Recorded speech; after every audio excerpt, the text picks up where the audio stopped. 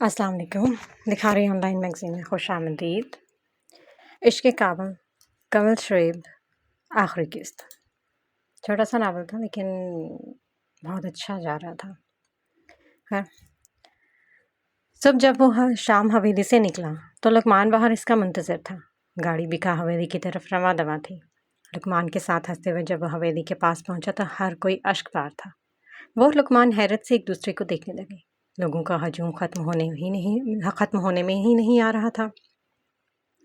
حویلی کے اندر قدم رکھتے ہی اسے سب سے پہلے بابا سائیں کا چہرہ نظر آیا، جو آنکھوں میں تیش لیے صوفے پر بیٹھے تھے۔ اندر جاتے ہی ایک روح فرسا خبر یہ سامنے آئی تھی کہ شاہ زیب سائیں کو ریگستان کے پاس کسی نے بے دردی سے قتل کر دیا تھا۔ شاہ میر کے پیروں تلے زمین نکل گئی تھی۔ کون تھا اور کس نے یہ سب کیا تھا، وہ مکمل طور پر بے خبر تھا۔ شاہ کی آنکھوں سے آنسو نکل کر اس کے کرتے کو بھگو رہے تھے۔ لقمان کی حالت بھی کوئی مختلف نہ تھی۔ وہ کسی ہارے ہوئے جواری کی طرح آگے آیا۔ سامنے شاہ زیب کی لاش پڑی تھی۔ شاہ ایک دم سے پھوٹ پھوٹ کر رو دیا۔ اپنے جان سے پیارے بھائی کو اس نے اس حال میں دیکھا تو اس کا کلیجہ منہ کو آ گیا تھا۔ شاید اپنی زندگی میں وہ اتنا کبھی نہیں رویا تھا جتنا اپنے سائیں کی موت پر وہ رو رہا تھا۔ بابا سائیں آنکھوں میں تیش لیے آگے بڑھے۔ انہوں نے شاہ میر کے کندھے پر ہاتھ رکھ کر کہا، تھارے بھائی کے خونی کا خون کرنا تھاری ذمہ داری ہے شاہ میر۔ کہتے ہی وہ شاہ سے دور ہوتے چلے گئے۔ آنکھوں میں جاہو جلال دیے شاہ نے تمام خادموں کو اکٹھا کیا۔ کفن دفن کے بعد جب وہ گھر لوٹا تو سب سے پہلے رات کے تمام مناظر اس نے خادم سے پوچھے۔ سب کا ایک ہی کہنا تھا کہ کسی نے بھی شاہ زیب کو حویلی تک آتے ہوئے نہیں دیکھا، اور اس سب میں صرف ایک آدمی تھا جس نے شاہ زیب کو شام سائیں سے بات کرتے دیکھا تھا۔ آگے کا معاملہ شاہ سمجھ گیا تھا۔ جو کچھ بھی ہوا تھا وہ شام سائیں نے کیا تھا۔ شاہ کا غصہ کم ہونے میں نہیں آ رہا تھا۔ صرف ایک پل کے لیے اسے تارا کا خیال آیا، مگر پانی سر سے گزر چکا تھا۔ اب اگر وہ چپ بیٹھتا تو شام سائیں ایک ایک کر کے سارے بکا قبیلے کی لاشیں بچھا دیتا۔ شام سائیں کا سامنا اب اسے کرنا تھا، مگر وہ کچھ اور سوچے بیٹھا تھا۔ اپنی سوچ کو عملی جمع پہنانے کے لیے اس نے اٹھ کر فون گھمایا۔ سائیں، آپ سے ملنا ہے ہمیں، ایک ضروری بات بتانی ہے آپ کو۔ شاہ کی دھیمی آواز پر دوسری طرف کسی نے سوال کیا۔ جی، میں آپ کا غلام، شاہ نے جواب دیا تو دوسری طرف پھر سے سوال کیا گیا۔ جی، میں پھل بیچنے والا ہوں، آپ کی حویلی کی دائیں گلی میں ہی ہمارا ٹھیلا ہے، شاہ اپنی آواز کو ذرا بدل کر بولا۔ دوسری طرف کسی نے کچھ پوچھا۔ جی، آپ سے ملنا ہے آج ہی، شاہ ہلکا سا مسکرایا۔ جی، میں منتظر رہوں گا۔ یہ کہتے ہی شاہ نے فون بند کر دیا۔ ابھی ایک خبیث مسکراہٹ اس کے ہونٹوں پر رقص کرنے لگی۔ وہ خود تیار ہونے کے لیے اپنے کمرے کی طرف بڑھ گیا۔ اب تیری باری ہے شام سائیں، یہ کہتے ہی شاہ کہکہا لگا کر ہنس پڑا۔ تارا سے بے پناہ عشق اپنی جگہ، مگر اپنے بھائی کے قتل کا بدلہ تو وہ ضرور لے گا، وہ یہ طے کر چکا تھا۔ نین تارا کے کمرے سے جب وہ نکلا تو اس کا دماغ ساتویں آسمان کو چھو رہا تھا۔ وہ جو کچھ سن کر آیا تھا وہ جھوٹ ہو بھی نہیں سکتا تھا، کیونکہ تارا نے اپنے منہ سے اعتراف کیا تھا کہ شاہ اس کا شوہر ہے۔ شام سائیں آگ بگولا ہوتے ہوئے ماں جی کے کمرے کی طرف بڑھ رہا تھا جب ٹیلی فون کی گھنٹی نے اسے رکنے پر مجبور کر دیا۔ یہ ایک اتفاق ہی تھا کہ فون شام سائیں نے اٹھایا، ورنہ ملازموں کی ہی ذمہ داری ہوتی تھی کہ وہ فون کا بھی خیال رکھیں۔ فون پر کسی اجنبی کی آواز سن کر شام سائیں ایک دم ہوش میں آیا۔ شام حویلی سے شام بات کر رہا ہوں، آپ کون؟ فون ہاتھ میں لیتے ہی شام سائیں نے بولا۔ دوسری طرف کسی نے چھوٹتے ہی شام سائیں سے ملنے کی درخواست کی۔ شام سائیں کے کان ایک دم کھڑے ہو گئے۔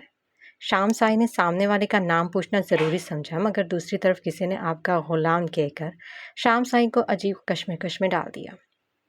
دوسری بار بھی شام سائیں نے جاننے کی کوشش کی کہ کون ہے، تو آگے سے کہا گیا کہ پھل بیچنے والا ہے۔ اب بھلا پھل بیچنے والے کو سائیں سے کیا کام آن پڑا تھا؟ شام سائیں سوچوں میں گھرا تھا جب دوسری طرف سے آواز آئی کہ شام سائیں سے ملنا ہے۔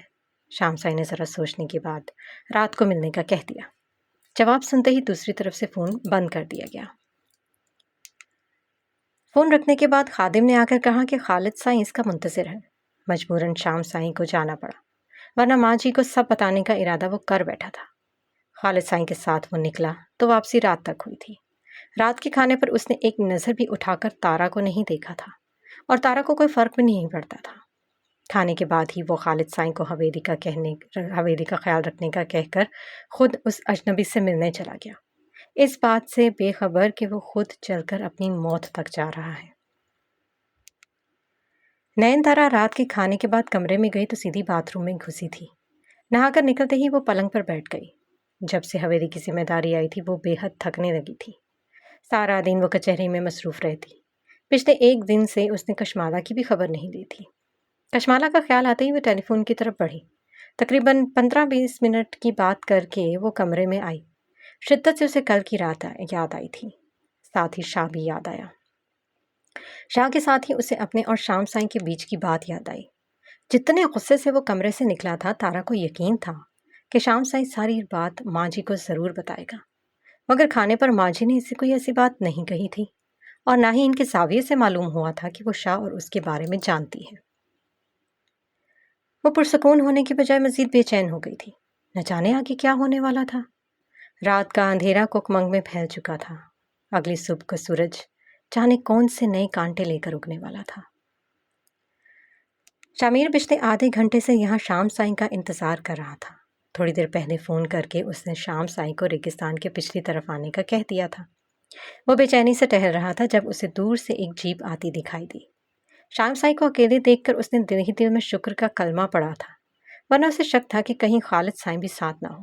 خیر، یہ اس کے لیے زیادہ پریشانی والی بات نہ تھی۔ خالد سائیں کو بھی اوپر پہنچانے کا وہ پورا انتظام کر کے آیا تھا۔ جیپ جیسے ہی رکی، وہ جھاڑ کے پیچھے چھپ گیا۔ شام سائیں گاڑی سے اتر کر فوراً ہی اس کی طرف آیا جہاں کچھ دیر پہلے شاہ کھڑا تھا۔ چند ثانیے یوں ہی بیت گئے مگر شاہ ان جھاڑیوں میں ہی چھپا رہا۔ جب مزید کچھ دیر ہوئی تو شام سائیں آس پاس نظریں دوڑانے لگا۔ نہ جانے کیوں اس کے دل میں عجیب سے وسوسے جنم لینے لگے تھے۔ ڈرتا تو وہ خیر کسی کے باپ سے بھی نہیں تھا، مگر موت بہادر سے بہادر انسان کو بھی خوف کی وادی میں پھینکنے کا ہنر رکھتی تھی، اور فی الحال وہ بھی حیرانگی اور خوف کے ملے جلے تاثرات چہرے پر سجائے بیٹھا تھا۔ شام سائیں نے ادھر ادھر دیکھا، البتہ پشت شاہ کی طرف تھی، اور یہی وہ وقت تھا جس کا شاہ کو بے صبری سے انتظار کرنا تھا۔ شاہ جھاڑیوں کے پیچھے سے نکل کر دبے پاؤں چلتا ہوا شام سائیں تک آیا، اور ایک دم ہی شام سائیں نے مڑ کر دیکھا تو اس کی ریڑھ کی ہڈی تک سنسناہٹ دوڑ گئی۔ شاہ کو دیکھتے ہی اس کے اوسان خطا ہو گئے۔ وہ شاہ کی طرف منہ کیے حیرانگی سے اسے دیکھ رہا تھا۔ جب شاہ نے اپنے کمر میں چھپایا بایاں ہاتھ آگے کیا اور شاہ سائیں کی کمر پر رکھ دیا، اگلے ہی پل شام سائیں کی چیخ فضا میں بلند ہوئی اور وہ تڑپتا ہوا زمین بوس ہو گیا۔ البتہ چاقو اب بھی شام سائیں کی کمر میں پیوست تھا۔ چند ثانیے وہ وہاں کھڑا رہا، پھر جیپ میں بیٹھا، اور اگلے ہی لمحے جیپ ریگستان کی مٹی کے دھوئیں میں گم ہو گئی۔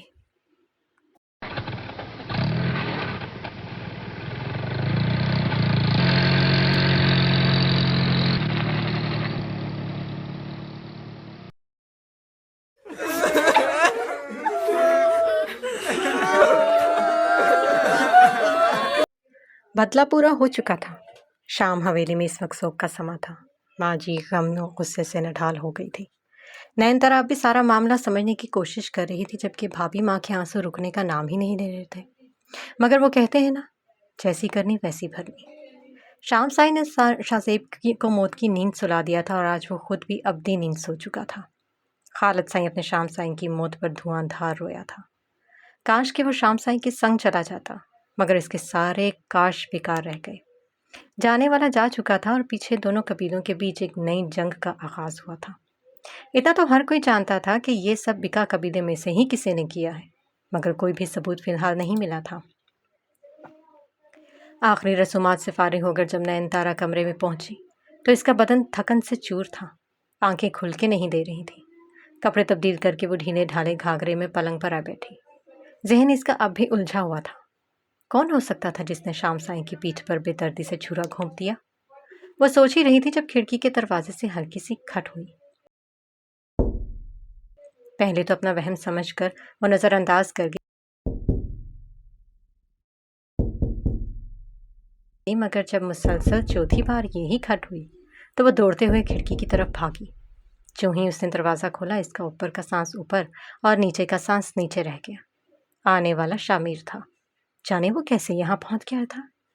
شاہ، تو؟ تارا حیرانگی سے پوچھنے لگی۔ میں، شاہ نے آہستہ سے جواب دیا اور تارا کو بغور دیکھنے لگا۔ یہاں کیا کر رہا ہے؟ تارا سینے پر ہاتھ باندھ کر پوچھنے لگی۔ بھول گئی وہ رات؟ شاہ نے شوخی سے یاد دلایا تو تارا کا چہرہ شرم کے مارے لال پڑ گیا۔ آج یہاں پہ بہت مہمان ہیں شاہ، آج تیرا یہاں رہنا صحیح نہیں ہے، تارا نے پیار سے اسے سمجھانے کی کوشش کی۔ کیوں؟ مہمان کیوں؟ شاہ نے حیرت سے پوچھا۔ تو نہیں جانتا کیا ہوا ہے؟ تارا اس سے بھی زیادہ حیرت سے بولی۔ نہیں، کیوں؟ کیا ہوا ہے؟ شاہ انجان بن کر بولا۔ شام سائی کو کسی نے مار دیا ہے، تارا نے افسوس سے بتایا۔ اوہ، یہ تو بہت برا ہوا۔ شاہ پورے طریقے سے انجان بنا ہوا تھا۔ تارا کو حقیقتاً حیرت ہوئی تھی۔ شام سائی کا قتل ہو اور اس سے شاہ بے خبر تھا، یہ بات اسے ہضم کرنا مشکل تھا۔ چل اب اندر آنے دینا ہمیں، وہ کچھ سوچ رہی تھی جب شاہ نے اسے اندر آنے کی اجازت مانگی۔ ایک بات پوچھوں تجھ سے؟ تارا نے ڈرتے ہوئے کہا، کہیں وہ ناراض نہ ہو جائے۔ پوچھئے نہ جانے شاہ، شاہ میر شوق ہوا تھا۔ کہیں تو نے تو شام سائی کا قتل؟ تارا کی آدھی بات نے ہی شاہ کو پوری بات سمجھا دی تھی۔ ایک بات ہم تجھ سے پوچھیں؟ شاہ نے سنجیدگی سے کہا۔ پہلے ہمارے سوال کا جواب دے شاہ، تارا ذرا سختی سے بولی۔ پہلے تو ہمارے سوال کا جواب دے نین تارا۔ شاہ کی ساری شوخی ہوا ہو گئی تھی، اس کی جگہ غصے اور طیش نے لے لی تھی۔ کیا پوچھنا ہے تجھے؟ پوچھ، تارا بیزار ہوئی۔ شاہ کی ضد سے وہ واقف تھی۔ مان لے اگر ہم نے کیا ہو تیرے بھائی کا قتل تو کیا کرے گی تو؟ شاہ تجسس سے پوچھتے ہوئے پلنگ پر بیٹھ گیا۔ یہ سوال کیوں پوچھ رہا ہے تو ہم سے؟ تارا الجھی۔ کیونکہ یہی سچ ہے۔ شاہ کے کہنے کی دیر تھی کہ نین تارا کرنٹ کھا کے اس سے 2 قدم دور ہوئی۔ البتہ شاہ نے اسے بازوں سے پکڑ کر مزید قریب کر لیا۔ شاہ تو ایسا نہیں کر سکتا۔ تارا منہ پر ہاتھ رکھ کر رونے لگی۔ آج کا دن یقیناً اس کے لیے برا ثابت ہوا تھا۔ جب تیرا بھائی ہمارے بھائی کو بلا وجہ مار سکتا ہے تو ہم کیوں نہیں؟ شاہ اپنے کرتے کی سلوٹیں ہاتھوں سے ہٹاتے ہوئے بولا۔ پر شاہ، تو تو خود اس خون خرابے سے نفرت کرتا تھا نا؟ تارا آنکھیں صاف کرتے ہوئے بولی۔ دیکھ تارا، ہمیں یہ سب نہیں پسند، پر شروع تیرے بھائی نے کیا اور ہم نے ختم کر دیا۔ شاہ نے پورے طریقے سے تارا کو سمجھانے میں جد کیا۔ وہ جانتا تھا کہ تارا کو تسلی نہیں ہوگی۔ تو جانتا ہے ہم نے اپنے بھائی کو کھو دیا؟ تارا کی آنکھیں پھر بھیگنے لگی۔ ہم نے بھی کھویا ہے بھائی کو، شاہ مایوسی سے بولا۔ اچھا اب تو جا، ہم سوئیں گے۔ تارا اسے یہاں سے بھیجنا چاہتی تھی، ایک دم ہی اسے شاہ سے خوف آنے لگا تھا۔ تو مطلب اپنے قریب بھی نہیں آنے دے گی ہمیں؟ شاہ مصنوعی خفگی سے پوچھنے لگا۔ نہیں، تارا نے اسی کے انداز میں جواب دیا۔ وہ تو یہاں پر رات رہنے آیا تھا، مگر تارا کی حالت فی الحال کافی خراب تھی۔ جو بھی تھا، آخر اس نے اپنے بڑے بھائی کو کھو دیا تھا۔ ویسے تو زیادہ وقت یہ سوگ کسی بھی قبیلے میں نہیں رہتا تھا، کیونکہ مردوں عورتوں سمیت سب یہ جانتے تھے کہ ایک ایک کر کے سب ہی قتل ہوں گے اور یہ لڑائی چلتی رہے گی، کبھی گھر کے بیٹے تو کبھی ملازم اور کبھی چوکیدار، سبھی ان 2 قبیلوں کی لڑائی کی لپیٹ میں تھے۔ اسے خیال رکھنے کا کہہ کر شاہ جہاں سے آیا تھا وہیں سے چلا گیا، مگر تارا کی نیندیں حرام کر گیا تھا۔ ایک عجیب سی چبھن تارا کے سینے میں ہونے لگی تھی۔ شاہ ایسا کرے گا وہ سوچ بھی نہیں سکتی تھی، نیند آنے کو نہیں دے رہی تھی۔ اس بار شاہ کی محبت نے نہیں بلکہ اس کی حرکتوں نے اس کی نیندیں چھین لی تھیں۔ دن اپنی روانی سے گزرنے لگے تھے۔ شاہ سے اکثر ہی اس کی بات ہو جاتی تھی، مگر اب ان کی محبت کی جگہ سنجیدگی دینے لگی تھی۔ وہ اکثر شاہ کی باتوں سے خوف کھاتی۔ اس دن کے بعد اسے شاہ نہیں آیا تھا اور تارا چاہتی بھی نہیں تھی کہ وہ آئے۔ تخت سے اٹھے اسے 1 ہفتہ ہو گیا تھا۔ ماجی دوبارہ تخت پر آ گئی تھی، مگر اب ان کا روب اور دبدبا قدرے کم ہو گیا تھا۔ شام سائی کی موت نے ان پر گہرا اثر کیا تھا، جبکہ بھابھی ماں اپنی عدت پوری کر رہی تھی۔ خالد سائی البتہ کچھ اکھڑا رہنے لگا تھا، مگر ماں جی کے ایک حکم پر وہ کہیں سے بھی دوڑتا ہوا آتا تھا۔ اس عرصے میں کشمالہ نے صرف ایک ہی بار چکر لگایا تھا، اور تارا نے اسے شام سائی کی موت کے ساتھ ساتھ یہ بھی بتا دیا تھا کہ یہ سب کچھ شاہ نے کیا ہے۔ کشمالہ کو بھی شاہ کی یہ حرکت نہیں بھائی تھی، مگر کچھ بھی کہنا فضول تھا۔ سو وہ بھی افسوس کر کے چلی گئی تھی۔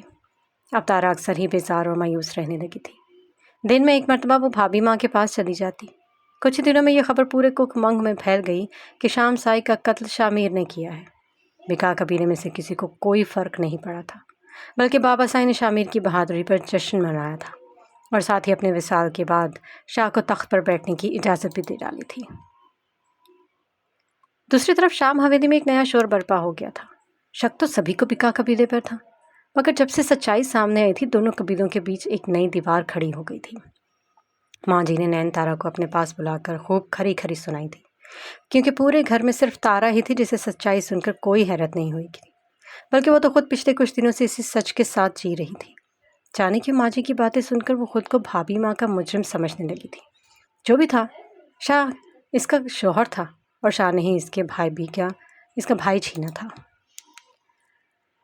رات کھانے کے بعد وہ بھابھی ماں کے کمرے میں جانا چاہتی تھی، مگر پھر وہ اپنے کمرے میں آ گئی۔ صبح ان سے بات کرنے کا سوچ کر وہ خود کپڑے تبدیل کر کے اپنے پلنگ پر آ گئی۔ کھڑکی کے دروازے سے کھٹ ہوئی تو اس کی سانس اٹک گئی۔ وہ جانتی تھی کہ شاہ آج ضرور آئے گا۔ سوچتے ہی وہ اٹھی تو دوسری طرف شاہ مسکراتے ہوئے کھڑا تھا۔ شاہ شلوار کرتے پر کتھئی شال کندھے پر ڈالے وہ نین تارا کو بہت دلکش لگا تھا، جبکہ نین تارا بھی سیاہ گھاگرا چولی میں شاہ کو کسی پری کی مانند لگی تھی۔ دونوں ہی کتنی دیر ایک دوسرے کو دیکھتے رہے۔ کچھ دیر بعد شاہ نے سر کے اشارے سے اندر آنے کی اجازت مانگی تو تارا ایک طرف ہو گئی۔ شاہ اندر آیا تو تارا نے کھڑکی بند کر دی۔ چند ثانیے دونوں خاموش رہے، پھر شاہ نے آگے ہو کر اسے قریب کر لیا۔ تارا اب بھی خاموش تھی، نظریں اس کی شال پر گاڑے وہ اپنی سوچوں میں گم تھی۔ جانے من، شاہ نے پیار سے اسے پکارا۔ تارا نے جواب دیا، البتہ نظریں اب بھی جھکی ہوئی تھی۔ ناراض ہے ہم سے؟ شاہ اس کے بال سہلاتے ہوئے پوچھنے لگا۔ نہیں، تارا نے نظریں اٹھا کر جواب دیا۔ پھر منہ کیوں پھولا ہوا ہے تیرا؟ شاہ اس کی تھوڑی اوپر کر کے پوچھ رہا تھا۔ شاہ، ایک بات کہوں؟ تارا نے اس کی گردن کے گرد دونوں ہاتھ رکھ کر کہا۔ شاہ اس کی لٹوں سے کھیلنے لگا۔ ہم کبھی ایک نہیں ہو سکتے شاہ، تارا مایوسی سے بولی۔ پر ہم تو ایک ہو گئے ہیں نہ جانے شاہ، شاہ میر مسکرا کر بولا۔ کیا ہم ساری زندگی اسی طرح ملتے رہیں گے؟ تارا اب بھی مایوس تھی۔ نہیں، لے جاؤں گا یہاں سے تجھے، شاہ ہنستے ہوئے بولا تو تارا نے زور کا مکہ اس کے سینے پر رسید کیا۔ دونوں اسی طرح ایک دوسرے میں محو تھے جب اچانک ہی کوئی دروازہ کھول کر آیا۔ تارا وہیں پتھر کی ہو گئی جبکہ شاہ نے سنجیدگی سے آنے والے کو دیکھا۔ بھابھی ماں کمرے کے دروازے پر کھڑی پھٹی پھٹی نگاہوں سے نین تارا اور شاہ میر کو دیکھ رہی تھی۔ تارا پتھر کی ہو گئی تھی جبکہ شاہ اب سنجیدہ تھا۔ کچھ لمحے بھابھی ماں وہاں پر کھڑی رہی اور پھر لمبے لمبے ڈگ بھرتی دروازے سے ہی پلٹ گئی۔ نین تارا کے وجود میں ایک دم حرکت ہوئی تو وہ دوڑتے ہوئے بھابھی ماں کے کمرے کی طرف بھاگی۔ وہ سب بھلا بیٹھی تھی، یہاں تک کہ شاہ کو بھی۔ کمرے کی راہداری میں پہنچتے ہی ایک دم اسے شاہ کا خیال آیا، مگر اب وہ دیر ہو چکی تھی۔ سو وہ کچھ پل وہاں رک کر کمرے کے اندر بڑھ گئی۔ اندر بھابھی ماں پلنگ پر بیٹھی تھی۔ تارا کی آہٹ وہ محسوس کر چکی تھی۔ تارا دوڑتے ہوئے ان کے گلے جا لگی۔ بھابھی ماں نے آگے بڑھ کر اسے خود میں چھپا لیا۔ دونوں کتنی ہی دیر روتی رہیں۔ بھابھی ماں نے پاس پڑے ڈونگے سے تارا کو پانی پلایا، تب جا کر کہیں تارا کی سانس بحال ہوئی۔ بس کر چھوکری، بھابھی ماں نے اسے خود سے الگ کرتے ہوئے کہا۔ ہمارے کو معاف کر دو بھابھی، شاہ کی طرف سے ہم معافی مانگتے ہیں آپ سے، نین تارا آنسو پونچھتے ہوئے بولی۔ بھابھی ماں کو دیکھ کر اسے بے حد رحم آتا تھا۔ وہ کمزور اور نڈھال رہنے لگی تھی۔ یہ سب شاہ کی وجہ سے ہوا تھا اور شاہ اس کا شوہر تھا۔ ایک بیوی ہونے کے ناطے اب شاہ کی غلطیوں کی معافی اسے ہی مانگنی تھی۔ دیکھ چھوکری، جسے جانا ہوتا ہے نا وہ چلا ہی جاتا ہے، اس میں شاہ میر سائیں کا کوئی قصور نہیں ہے۔ تیرے بھائی نے ہی شاہ زیب سائیں کو قتل کیا تھا، اب برائی کا انجام تو پھر برا ہی ہوتا ہے نا۔ بھابھی ماں سہولت سے اسے سمجھانے لگی۔ تارا حیرت سے انہیں دیکھنے لگی۔ صرف دل ہی نہیں، ان کا تو ظرف بھی کتنا بڑا تھا۔ تارا دل ہی دل میں شرمندہ ہو گئی۔ اچھا سن، بھابھی ماں نے اس کا ہاتھ اپنے ہاتھ میں لے کر کہا۔ تارا نے جواب دیا، البتہ نگاہیں اس کی بھابھی ماں کے ہاتھوں پر تھی جو کچھ ہی دنوں میں زرد پڑ گئے تھے۔ شاہ کے ساتھ یہ حویلی چھوڑ کے بھاگ جا، الفاظ تھے یا کیا؟ تارا سانس لینا بھول گئی۔ یہ کیا بولی جا رہی ہے آپ؟ تارا کرنٹ کھا کر 2 قدم دور ہوئی۔ صحیح تو کہہ رہے ہیں ہم، یہ لڑائی کبھی ختم نہ ہوگی، اور یہ سب یوں ہی چلتا رہا تو تیرے اور شاہ کے بھائی کی طرح کسی دن تیری اور شاہ میر سائیں کی بھی لاش بچ جائے گی، اور کب تک اس طرح سب سے چھپ کر اس سے ملتی رہے گی؟ میری مان، چلی جا یہاں سے، چین سے رہے گی۔ بھابھی ماں محبت سے اسے سمجھانے لگی۔ اور بھابھی ماں، شاہ آپ کے خاوند کا قاتل ہے اور آپ اسی کے ساتھ مجھے بھگانا چاہتی ہو۔ تارا کو حیرت ہوئی تھی۔ جس کی موت لکھی تھی وہ تو چلا گیا، کس نے کیا وہ تو بس ایک بہانہ ہے تارا، اور ویسے بھی شاہ اور تیری زندگی بڑی ہے، ایک ساتھ گزار لئیے زندگی۔ بھابھی ماں کہتے ہی آنکھوں کے کنارے صاف کرنے لگی۔ تو کیا آپ نے معاف کر دیا شاہ کو؟ تارا ابھی سمجھی نہ تھی۔ تیرے لیے ہم نے شاہ کو معاف کر دیا تارا، جا چلی جائے اس کے ساتھ، ہم کسی سے کچھ نہ کہیں گے۔ یہ کہتے ہی بھابھی ماں باتھ روم کی طرف بڑھ گئی۔ تارا کچھ پل ان کا انتظار کرتی رہا، مگر پھر شاہ کا خیال آتے ہی کمرے میں آ گئی۔ کمرے میں آتے ہی اسے حیرت کا شدید جھٹکا لگا۔ شاہ اس کے پلنگ پر پھیل کر سویا ہوا تھا۔ تارا دھیمے قدموں سے چلتے ہوئے پلنگ تک آئی۔ بچوں کی سی مسکان چہرے پر سجائے شاہ اپنے خوابوں میں گم تھا۔ تارا نے آہستہ سے ہاتھ بڑھا کر اس کے ماتھے پر آئے بال ہٹائے۔ ہلکی سی حرکت شاہ کے وجود میں ہوئی اور پھر اس نے آنکھیں کھول دی۔ سامنے تارا کا پرنور چہرہ دیکھ کر وہ ہلکا سا مسکرایا۔ تارا بھی اسے مسکراتا دیکھ کر ہلکا سا ہنس دی۔ شاہ نے اٹھتے ہوئے اسے کھینچ کر اپنے قریب کر لیا۔ وہ اسے اپنی آنکھوں کے حصار میں لیے ہوئے تھا۔ تارا البتہ نظریں جھکائے ہوئے تھی۔ مل کر آ گئی اپنی بھابھی ماں سے؟ شاہ نے پوچھا۔ نین تارا نے اس کے سینے پر ہاتھ رکھ کر کہا۔ تو کچھ کہا کیا انہوں نے؟ شاہ اس کی خاموشی پر سوال کرنے لگا۔ نہیں، انہوں نے کہا کہ ہم یہاں سے بھاگ جانا چاہیے۔ تارا نے دھماکہ کیا۔ کہ بھابھی ماں نے ایسا کہا؟ شامیر کو اپنے کانوں پر یقین نہ آیا۔ ہاں، ایسا ہی کہا انہوں نے۔ تارا نے اسے یقین دلایا۔ پھر کیا خیال ہے، چلے گی میرے ساتھ؟ شاہ اسے مزید قریب کرتے ہوئے بولا تو نین تارا کا دل دھڑکنا بھول گیا۔ وہ اس کے اس قدر قریب تھا کہ نین تارا رخ بھی نہیں پھیر سکتی تھی۔ کہاں جائیں گے شاہ بھاگ کر شاہ؟ تارا نے بیزاری سے کہا۔ کہ مطلب؟ شاہ اس کی بات سمجھنے سے قاصر تھا۔ خود سوچ، کہاں جائیں گے ہم؟ کیا یہ سب اتنا آسان ہے کہ کبھی کسی کو پتہ نہیں چلے گا کہ ککمنگ ہمیں ڈھونڈ نہیں پا جائے گا، ککمنگ میں ہمیں ڈھونڈا نہیں جائے گا؟ تارا اپنی بات کا مطلب سمجھاتے ہوئے بولی۔ بات تو تیری ٹھیک ہے۔ شاہ بھی سمجھ گیا کہ نین تارا صحیح کہہ رہی ہے۔ وہ دونوں یہاں سے کہیں بھی نہیں جا سکتے تھے، کیونکہ اب دونوں کو ہی تخت پر بیٹھنا تھا۔ اس ککمنگ سے تو اب موت ہی ہمیں چھٹکارا دلا سکتی ہے۔ شاہ کے کہنے کی دیر تھی کہ تارا نے اس کے لبوں پر اپنا ہاتھ رکھ دیا۔ کیا بولتا ہے تو بھی؟ تارا بدمزہ ہوئی۔ اچھا، اب جائے یہاں سے۔ اس سے پہلے کہ شاہ اور شوق ہوتا، تارا نے اسے جانے کا کہہ دیا۔ شاہ بھی اس کی پریشانی سمجھ کر جانے کے لیے تیار ہو گیا۔ تقریباً 20 منٹ بعد تارا پھر کمرے میں اکیلی رہ گئی۔ وہ پھر سے اپنے بھائی اور بھابھی ماں کے بیچ ہوئی بات کے بارے میں سوچنے لگی۔ شاہ جا چکا تھا اور جانے سے پہلے تارا کے سر پر بوسہ دینا وہ نہیں بھولا تھا۔ دن کچھ مزید آگے سرکے تھے۔ بھابھی ماں تارا سے کبھی بہت محبت تو کبھی غصے سے پیش آتی تھی۔ کبھی وہ بہت اکھڑی اور چڑچڑی رہنے لگتی تو کبھی وہ پورا دن تارا کو اپنے ساتھ مصروف رکھتی۔ تارا ان کے اس سلوک کی وجہ سمجھ نہیں پائے تھے۔ شاید انہیں صدمہ لگا تھا، جس کے تحت انہیں یا تو بہت غصہ آ جاتا یا وہ خاموشی سے اپنے کمرے میں بند رہتی۔ کبھی بھوک لگتی تو وہ کھاتی چلی جاتی، اور کبھی 2 دن سے اوپر ہو جاتا مگر وہ چاول کا ایک دانہ بھی منہ میں نہ ڈالتی۔ تارا ان کے پاس کھانے کا تھال لے جاتی تو یا تو وہ تھال اٹھا کر پٹکتے تھی یا پھر سوتی بن جاتی۔ وہ عجیب سی کیفیت سے 2-4 تھی۔ ماں جی کی طرف سے بھی اب بالکل خاموشی تھی۔ وہ بہت ہی کم کسی کے معاملے میں بولتی تھی۔ ایک رات پہلے شاہ آیا تھا۔ تارا نے اٹھ کر دروازہ کھولا تو وہ اپنا وجیز سراپا لیے مسکرا رہا تھا۔ تارا بھی مسکرا دی۔ تو آگے تارے کو ہماری یاد؟ تارا کا اشارہ اس کے اتنے دن غائب ہونے پر تھا۔ ہمیں تو آتی ہے، پر تو بالکل ہی ہمیں بھول گئی ہے۔ اتنا نہ ہو سکا کہ اپنے خامن سے ہی تو ہی ملنے آ جائے۔ شاہ نے طنزیہ کہا۔ اب جب تو ہی آ جاتا ہے تو پھر میں کہاں آؤں؟ تارا پلنگ کے کنارے پر بیٹھتے ہوئے بولی۔ شاہ بھی اس کے قریب آ بیٹھا۔ دونوں ایک دوسرے کو دیکھتے رہے۔ اچھا، ادھر آ۔ شاہ اسے آئینے کے پاس لے آیا۔ خود بھی وہ آئینے کے سامنے کھڑا تھا۔ تارا دھیمے قدموں سے چلتی ہوئی آئینے کے سامنے کھڑی ہوئی۔ شاہ ذرا سا پیچھے ہوا۔ تارا اس کے آگے تھی۔ شاہ نے جیب سے ایک چھوٹی سی چیز نکالی۔ تارا اس کے چہرے کو دیکھنے لگی۔ شاہ کے ہاتھوں میں اس کی نظر ابھی تک نہیں گئی تھی۔ شاہ نے آہستہ سے ہاتھ بڑھا کر کوئی چیز تارا کے گلے میں پہنائی۔ تارا ایک دم چونکی۔ غور سے دیکھا تو خوبصورت لاکٹ اس کی گردن کی زینت بنا ہوا تھا۔ بہت ہی پیار سے شامیر نے لاکٹ پہنایا۔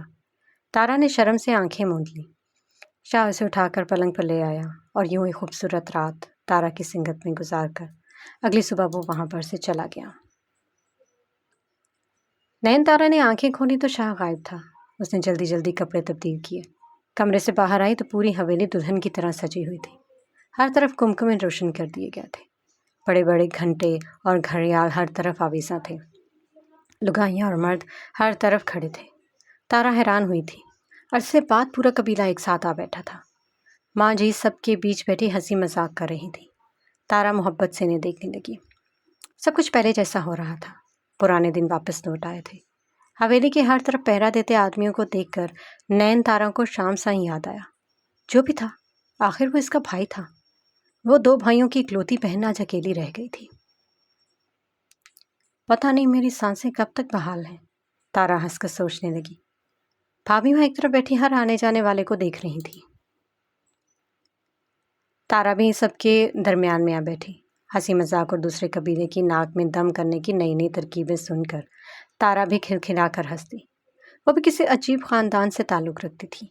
اس کی زندگی عام لڑکیوں سے کتنی مختلف تھی، اسے آج احساس ہو رہا تھا۔ بھابھی ماں نے اسے ایک نظر ہنستے ہوئے دیکھا تو دل ہی دل میں پیچ و تاب کھا کے رہ گئی۔ آج انہیں تارا ایک آنکھ نہیں بھا رہی تھی۔ اچانک ہی ایک خادمہ دوڑتے ہوئے سب کے بیچ آئے۔ تارا کسی سے ہنستے ہوئے باتیں کر رہی تھی مگر اگلے ہی پل اس کی ہنسی غائب ہو گئی۔ یہ اس نے کیا سنا تھا؟ اسے اپنے کانوں پر یقین نہیں آیا۔ نہیں، یہ جھوٹ ہے، یہ نہیں ہو سکتا، یہ ناممکن ہے، نہیں نہیں۔ اگلے ہی لمحے تارا فرش پر گرتی چلی گئی۔ شامیر جب صبح شام حویلی سے نکلا تو ایک طوفان اس کا منتظر تھا۔ وہ ہمیشہ پچھلے دروازے سے آتا جاتا تھا مگر آج یہاں سے جاتے وقت خالد سائن کی نظر اس پر پڑ گئی تھی۔ اس سے پہلے کہ وہ دوڑ کر کہیں جاتا خالد سائن نے اسے دبوچ لیا۔ باہر کھڑا لقمان کافی دیر سے شاہ کا منتظر تھا۔ کچھ دیر بعد وہ پچھلے دروازے کے قریب گیا تو اسے خالد سائن نظر آیا، مگر یہ کیا؟ شاہ اس کی گرفت میں بری طرح مچل رہا تھا۔ شاہ نے ایک ہاتھ سے لقمان کو جانے کا کہا۔ لقمان دوڑ کر جیپ میں بیٹھ کر جیپ سن سے بھگا لے گیا۔ گاڑی لقمان نے بکا قبیلے کے پاس روکی تھی۔ حویلی کے اندر پہنچتے ہی اسے کوئی نہ دکھائی دیا اور وہ چاہتا بھی یہی تھا۔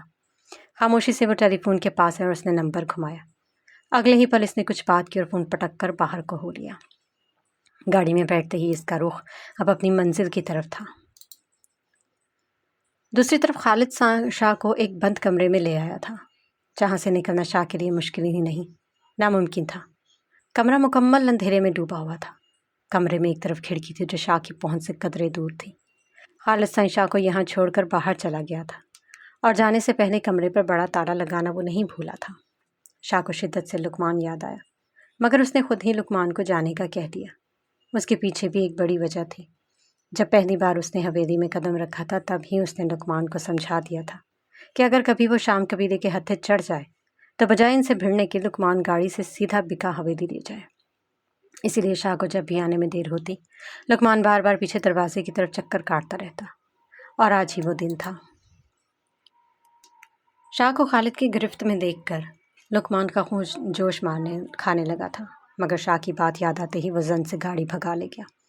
بکا حویلی پہنچتے اس نے شکر کا کلمہ پڑھا، کوئی اس کے راستے میں نہیں آیا تھا۔ جھٹ اس نے فون گھمایا۔ سائیں، کیا حال چال؟ لقمان کی گمبھیر آواز پر دوسری طرف کسی نے حیرت سے پوچھا۔ صرف اتنا بتاؤ کہ یہ شام حویلی والے اپنے مجرموں کو کہاں لے جاتے ہیں؟ لقمان نے جھٹ پوچھا۔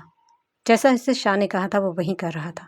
وہ جلد از جلد شاہ کے پاس پہنچنا چاہتا تھا۔ صحیح، شکریہ، یہ کہتے ہی لقمان نے فون بند کر دیا۔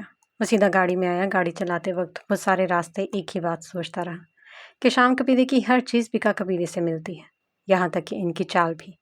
جس طرح بکا قبیلے کے لوگ اپنے مجرم کو حویلی کی پچھلی طرف بنی کوٹھی میں قید کرتے ہیں، ٹھیک ویسے ہی شام سبھی قبیلے کے لوگ بھی کرتے ہیں۔ کوٹھی تک جانے کے تمام راستے لقمان کو معلوم تھے۔ تقریباً آدھے گھنٹے بعد وہ شام حویلی کے سامنے کھڑا تھا۔ اسے آنے میں دیر ہوئی تھی یا نہیں، فی الحال وہ یہ سب نہیں سوچنا چاہتا تھا۔ وہ تو بس اپنے لختے جگر اپنے شاہ کو بچانے کے لیے آیا تھا۔ اسے شاہ کو بچانے کے لیے اپنی جان پر بھی کھیلنا پڑے گا، تو وہ یہ بھی کر جائے گا۔ وہ طے کر کے آیا تھا۔ دبے پاؤں کوٹھی کی طرف بڑھتے ہوئے اس نے تسلی کے لیے صرف ایک نظر پیچھے دیکھا۔ کوئی نہیں تھا۔ کوٹھی کے دروازے کے پاس کھڑے ہو کر ہی وہ اندر جانے والا تھا جب اسے اندر سے باتوں کی آواز آئی۔ ماں جی؟ خالد کی جانی پہچانی آواز گونجی۔ ہاں جی، وہ مل گیا۔ اب آگے کیا کرنا ہے؟ خالد سائیں یقیناً شاہ کے بارے میں دریافت کر رہا تھا۔ جی، ہو جائے گا۔ یہ کہتے ہی خالد سائیں نے فون بند کر دیا۔ فون پٹک کر وہ شاہ کی طرف آیا۔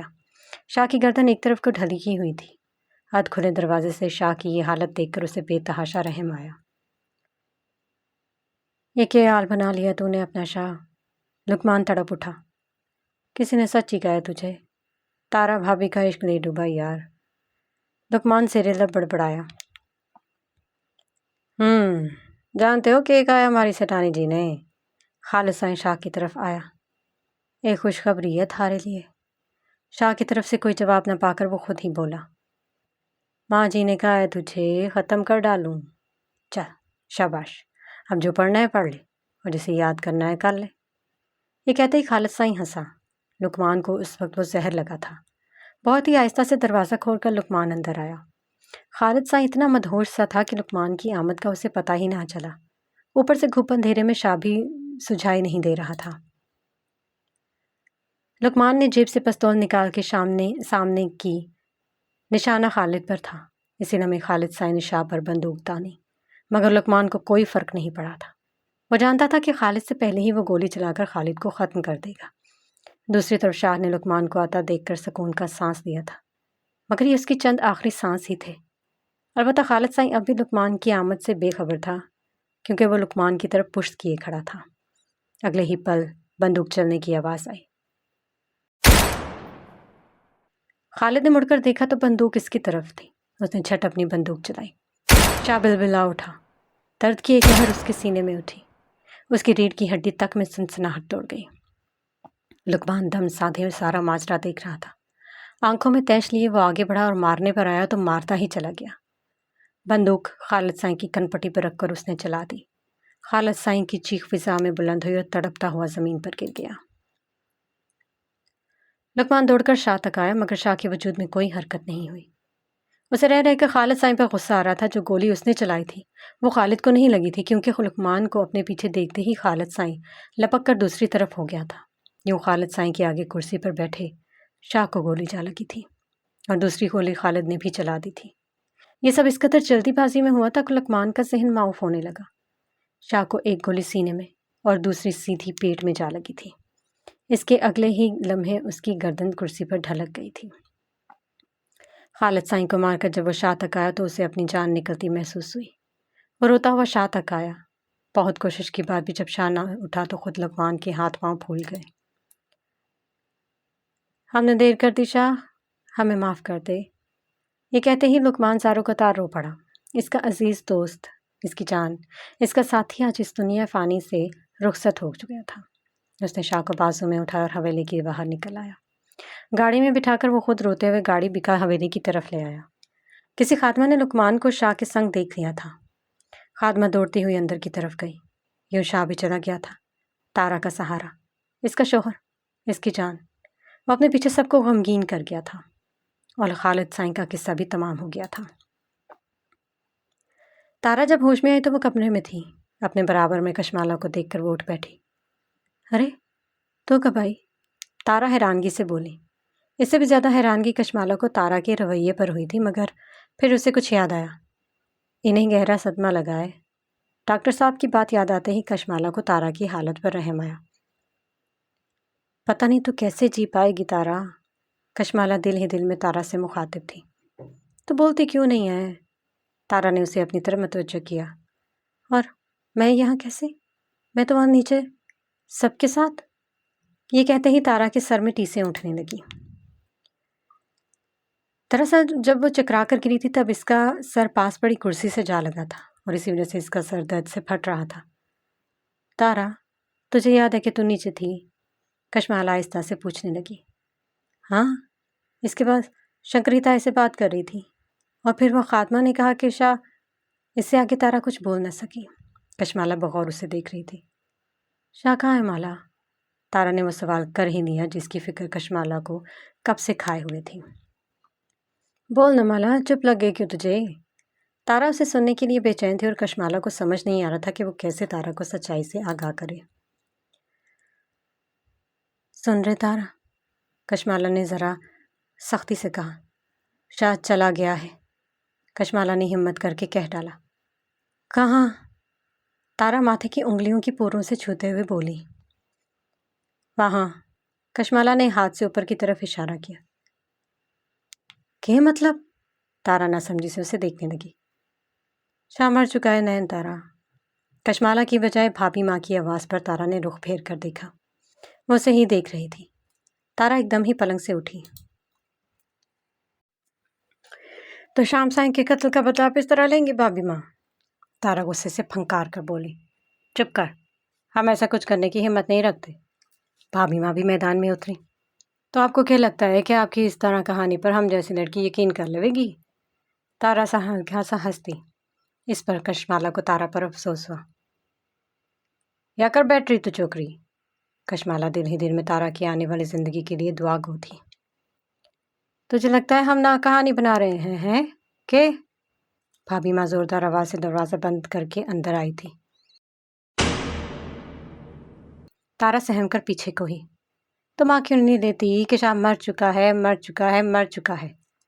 بھابھی ماں چیخ کر بولی۔ نہیں نہیں نہیں، ایسا نہیں ہو سکے ہے، نہیں، مہارا شاہ زندہ ہے۔ تارا کانوں پر ہاتھ رکھ کر اس سے بھی تیز آواز میں چیخی۔ کشمالا دوڑ کر تارا کو سنبھالنے لگی۔ مالا، تو سمجھا اسے؟ بھابھی ماں کشمالا سے مخاطب ہوئی۔ تو بول مالا، بتا کہ یہ سچ ہے اور کہ نہیں۔ تارا نے مالا کو بولنے پر مجبور کیا۔ کشمالا سر جھکا گئی۔ تارا عجیب سی کیفیت سے دو چار تھی۔ نہیں، تو جھوٹ بولے ہے مالا۔ تارا نے انکار کیا۔ بھابھی ماں بے اختیار اپنا ماتھا پیٹنے لگی۔ سن، ہاں ہاں ہاں، شاہ مر چکا ہے تارا، اور خالد سائی نے اسے خود مارا ہے۔ کشمالا اب کے بولی تو اس نے تارا کو جھنجھوڑ دیا۔ تارا کچھ پل خاموش رہی مگر آنکھوں سے آنسو لڑیوں کی صورت میں اس کے چہرے پر گر رہے تھے۔ ایک دم ہی وہ تیش سے آگے بڑھی اور جو سامنے آئے اسے تہس نہس کرتی چلی گئی۔ پلنگ کی چادر، پاس پڑے گلدان، آتش دان اور جانے کیا کیا۔ وہ اپنے حواس مکمل طور پر کھو چکی تھی۔ یاد تھا تو صرف یہ کہ شاہ اسے بھری دنیا میں چھوڑ کر جا چکا ہے۔ بھابھی ماں خاموشی سے کمرے سے نکل گئی تھی۔ تارا کی یہ حالت ان سے دیکھنا محال ہو رہا تھا۔ کشمالا نے کچھ دیر اسے چھوڑ دیا مگر پھر جب وہ حد سے بڑھنے لگی تو مالا نے آگے بڑھ کر اسے تھام لیا۔ وہ مالا کے کندھے پر سر رکھ کر دھواں دھار رو پڑی۔ شاہ کیسے رہوں میں تیرے بن شاہ؟ تارا ہارنے والے انداز میں بولی۔ شش، بس کر چھوکری۔ کشمالا کے کہتے ہی تارا کھڑکی کے پاس جا کر کھڑی ہوئی مگر پلنگ کے پاس بنی میز پر سے تیز دھار ہتھیار کو ہاتھ میں لینا وہ نہیں بھولی تھی۔ ایک بات کہوں تارا، کبھی بھی کسی کے بغیر جینے کی عادت ڈالنی پڑتی ہے۔ کبھی کبھی صرف صبر سے کام لینا پڑتا ہے تارا۔ ہم جو چاہتے ہیں نا ہمیشہ ویسا نہیں ہوتا، کیونکہ ہماری کہانی اس رب نے لکھی ہے۔ ایک دوسرے کے لیے مر مٹ جانے کے وعدے تو ہم کر لیتے ہیں مگر دیکھنا شاہ کی زندگی اتنی ہی تھی۔ ہم کتنا بھی گئے کے ساتھ جئیں گے اور ساتھ ہی مریں گے مگر جس کا وقت پورا ہو جاتا ہے وہ چلا جاتا ہے تارا۔ پھر اس سے کیا فرق پڑتا ہے کہ پیچھے کون کس کے لیے مر رہا ہے؟ کشمالا نم آنکھوں سے پلنگ کے کنارے پر بیٹھ کر تارا کو سمجھانے لگی۔ تارا کھڑکی کی طرف رخ کیے تھی۔ پتہ نہیں وہ سب سن رہی تھی یا نہیں، اور اگلے ہی لمحے وہ پلٹی۔ ہاتھ میں تیز دھار چاقو لیے اس نے اپنی کلائی آگے کی اور چاقو چلا دیا۔ کشمالا نے سر اٹھا کر تارا کو دیکھا تو اس کی چیخ فضا میں بلند آئی۔ نین تارا! کشمالا سر پٹ اس کے پاس دوڑی مگر کلائی سے پھوٹتا ہوا خون کا فوارہ تارا کے کپڑوں پر گرنے لگا تھا۔ کیا کہہ رہی تھی کہ ہم جو چاہے ویسا نہیں ہوتا؟ ہاں، ایک بات کہوں تارے سے، خیر تو نے عشق کیا ہوتا تو ہم تجھ سے پوچھتے کہ کیا ہوتا کیا ہے۔ یوں ہی کوئی کسی کے لیے جان نہیں دے دیتا مالا، جان صرف ایک بار ہی تو ملتی ہے، لیکن اگر کوئی جان سے بھی پیارا مل جائے نا تو جان چلی جائے وہ منظور، مگر جان سے پیارا ہمیشہ آنکھوں کے سامنے رہنا چاہیے۔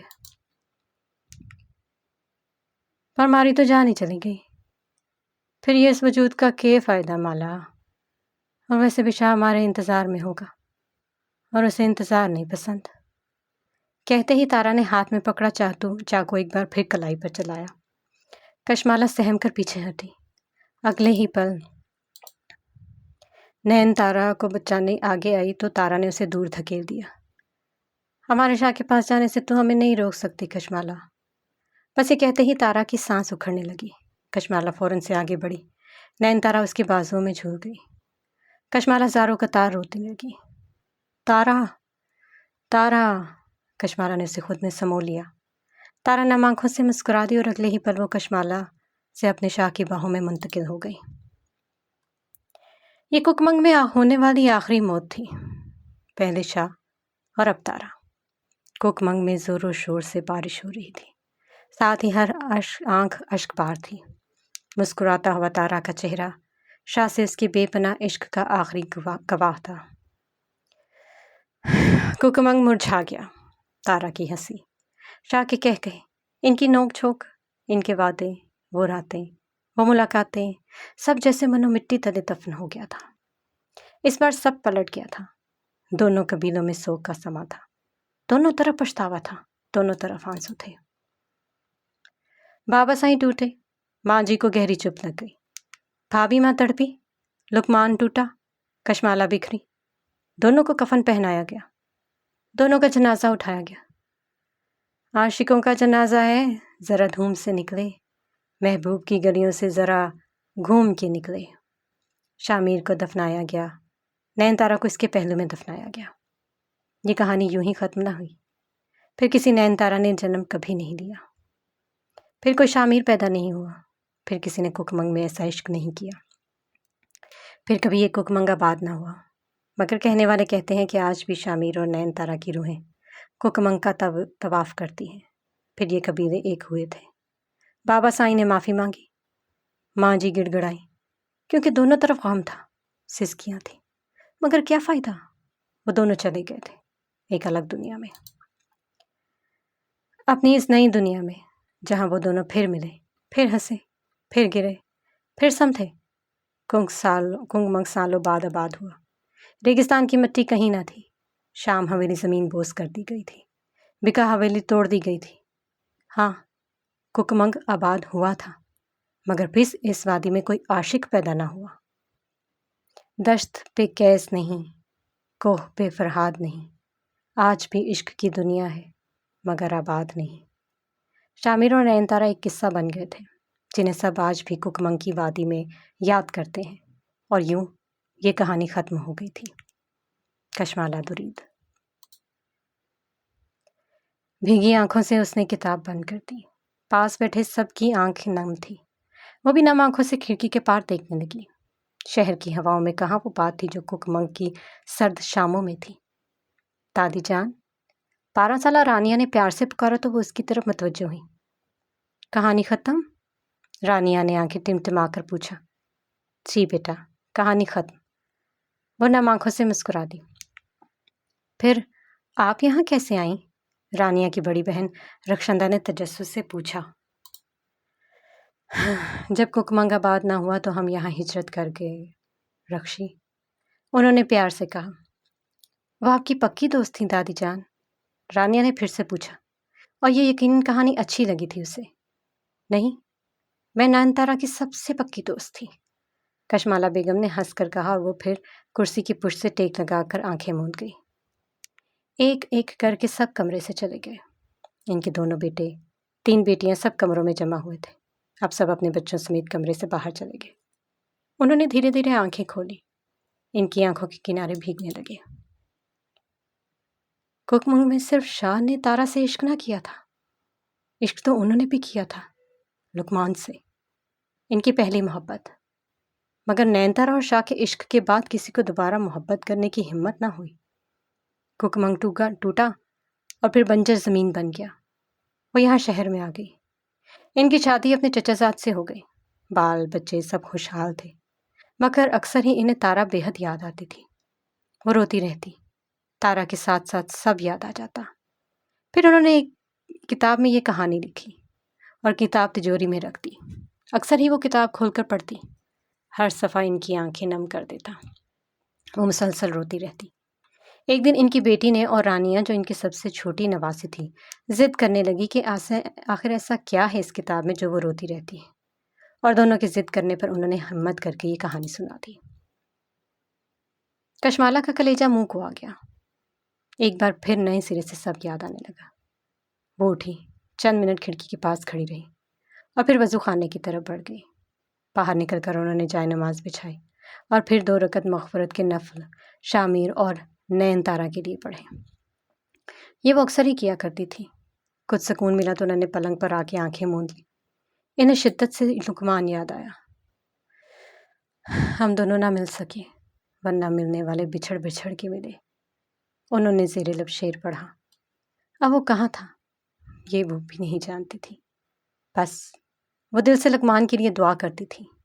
اس سے بڑھ کر وہ اور کیا تحفہ دے سکتی تھی۔